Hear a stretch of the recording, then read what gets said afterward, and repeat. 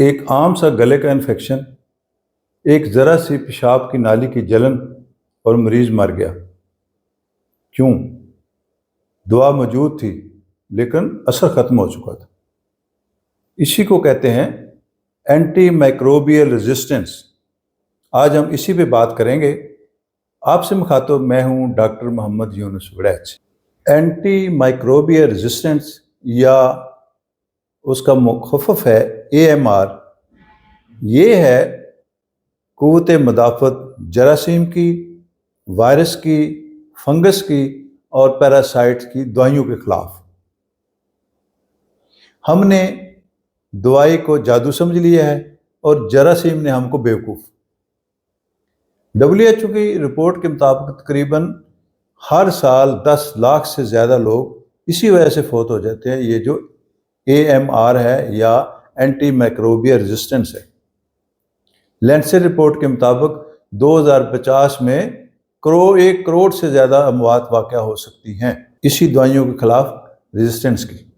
آج کی ویڈیو جو ہے وہ ایک معلومات ہی نہیں بلکہ ایک وارننگ۔ تو آئیے دیکھتے ہیں وہ کون سی ایسی بیماریاں ہیں جن کے خلاف یہ اینٹی مائکروبیل ریزسٹنس بڑھ رہی ہے یا جن کا ہم علاج کرتے ہیں لیکن مشکل پیش آ رہی ہے۔ تو سب سے بڑھ کے یا ٹاپ پہ جو ہے ٹائیفائیڈ ہے۔ پہلے اس کا آسان سا علاج ہوتا تھا، اب بہت ساری دوائیاں دی جاتی ہیں لیکن ٹائیفائیڈ ٹھیک ہی نہیں ہو رہا۔ اسی طرح UTI ہے، پیشاب کی جلن کی بیماری، پیشاب کی نالی یا گردے کی بیماری۔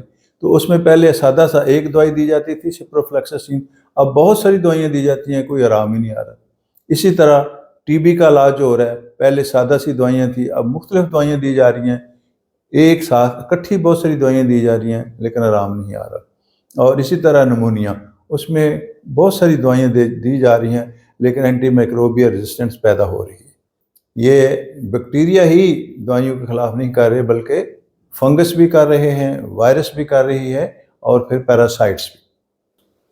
چند دوائیوں کے ہم نام لیتے ہیں مثال کے طور پہ جن میں بہت زیادہ ریزسٹنس پیدا ہو گئی ہے۔ تو سب سے پہلے جو میڈیسن ہے اس کا نام ہے سپروفلیکساسین۔ نووی ڈیٹ ہے جیسے پروفلیکسین ہے۔ تو یہ اینٹی بائیوٹک اتنی یوز ہوئی ہے، اتنی مس یوز ہوئی ہے کہ اس میں بہت ساری ریزسٹنس پیدا ہو گئی ہے۔ کہتے ہیں کہ 80 سے 90% اور بعض کا بالکل یہ اثر نہیں کرتی۔ اور یہ کہاں ہوئی ہے؟ ہمارے ساؤتھ ایشیا میں جہاں ہم رہ رہے ہیں، یہاں کا یہ مسئلہ ہے۔ دوسرے نمبر پہ جو اینٹی بائیوٹک ہے جس میں ریزسٹنس پیدا ہوئی ہے، اینٹی مائکروبیل ریزسٹنس، وہ ہے ایزیتھرومائسین۔ یہ بڑی عام میڈیسن ہے اور جب کرونا یہاں آیا تو لوگوں نے ریکمینڈ کی اور اس وقت سے یہ بہت ہی مس یوز ہوئی اور اس میں اینٹی مائکروبیل ریزسٹنس پیدا ہو گئی۔ اور تیسرے نمبر پہ اموکسیسلین۔ اموکسیسلین دوائی میں مسئلہ یہ ہوا کہ لوگوں نے اس کو مس یوز کیا، اوور یوز کیا، لہذا اس کے خلاف بھی ریزسٹنس پیدا ہو گئی۔ اور چوتھے نمبر پہ جو گروپ ہے وہ ہے سیفیلوسپورین، جن میں سفیگزیم ہے، سیفٹرائیوکسون ہے۔ یہ اتنی خطرناک ہے کہ ان میں ECLS جیسے بیکٹیریا پیدا ہو جاتے ہیں، جیسے ایکولائی۔ یہ وہ بیکٹیریا ہیں جو خاص طرح کے انزائم پیدا کر لیتے ہیں اپنے اندر اور وہ انزائم دوائی کو توڑ دیتی ہے، اس کے اثر کو بالکل ختم کر دیتی۔ تو یہ ہیں وہ خاص کر دوائیاں جن کو زیادہ ہم نے سوچ سمجھ کے استعمال کرنا ہے، جن کے متعلق ہمیں زیادہ کیئر چاہیے۔ تو سچی بات تو یہ ہے کہ کوئی دوائی بری نہیں ہے لیکن اس کا استعمال جو ہے یا غلط استعمال جو ہے اس کو بے اثر کر دیتا ہے۔ دوائیوں کے خلاف جراثیم کی مدافعت، قوت مدافعت جو بڑھتی جا رہی ہے، اس کی کیا وجوہات ہے؟ ایک تو یہ ہے کہ ہم دوائی ڈاکٹر کی ہدایت کے بغیر استعمال کرتے ہیں۔ دوسرا، یہ ایزیلی اویلیبل ہے اسٹور پہ، قانون قاعدہ ایگزسٹ کر رہا ہے پاکستان میں لیکن اس پہ عمل پیرا کوئی نہیں ہے، نہ مریض مانتا ہے، نہ ڈاکٹر مانتا ہے اور نہ ہی پھر میڈیکل اسٹور والے۔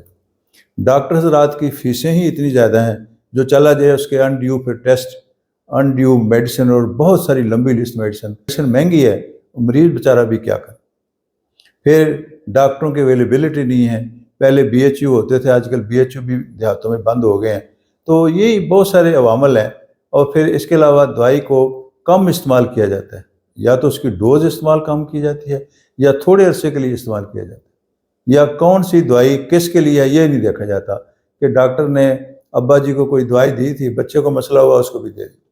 تو یہ بہت سارے عوامل ہیں جس کی وجہ سے اینٹی مائکروبیل ریزسٹنٹ یا جراثیموں کی قوت مدافعت دوائیوں کے خلاف بڑھ رہی ہے اور دوائیاں بے اثر ہو رہی ہیں۔ دیکھنا یہ ہے کہ سائنسی حقیقت کیا ہے۔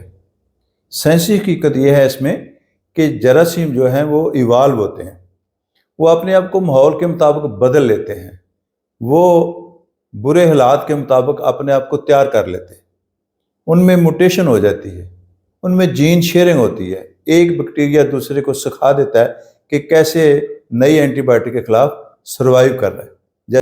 دوسرا معاملہ ہے یہ ہمارے جو ہاسپٹل ہیں ان میں ریزسٹنس پیدا ہوتی ہے، بیکٹیریا جو ان میں موجود ہوتے ہیں وہ ریزسٹ کر لیتے ہیں، وہ چونکہ ایسے ماحول میں رہتے ہیں، تو یہ ایک وجہ ہے ریزسٹنس پیدا ہونے کی، ہسپتالوں کا ہمارا ماحول۔ تو اس سارے مسئلے کا حل کیا ہے؟ کیا کرنا چاہیے پھر عام آدمی کو؟ کیسے اس ریزسٹنس سے بچنا چاہیے، اس آفت سے بچنا چاہیے؟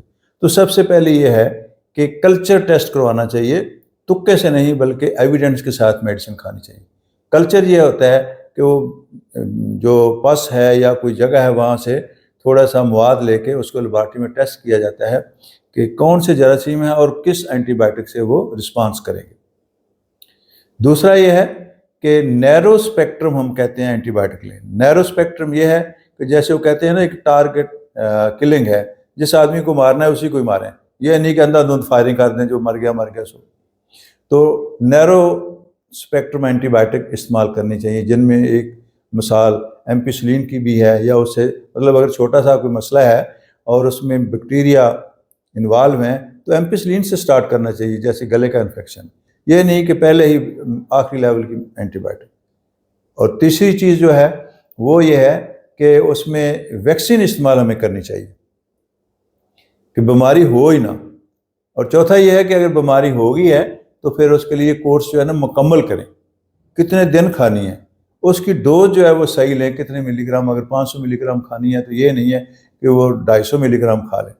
اور پھر یہ نہیں ہے کہ اگر کسی ہمسائے کو بیماری ہوئی تھی تو سیکھ لیا کہ یہ دوائی اس نے لی ہے اور ہم بھی وہی استعمال کریں۔ اور آخری بات جو سب سے پاورفل ہتھیار یہ ہے کہ اپنے ہاتھوں کو بار بار دھویا کریں، اپنے ہاتھوں کو کھانے سے پہلے، سونے سے پہلے، یا کوئی کام کرنے سے پہلے، یا دوائیاں استعمال کرنے سے پہلے ان کو بار بار دھونا چاہیے۔ یہ بہت بڑا اور مؤثر ہتھیار ہے۔ اچھا، دیکھنا یہ ہے کہ باقی دنیا کیا کر رہی ہے۔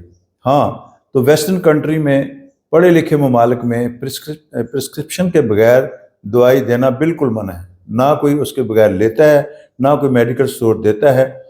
اس لیے آپ کو ہمیشہ ڈاکٹر کی ہدایت کے مطابق دوائی لینی پڑے گی۔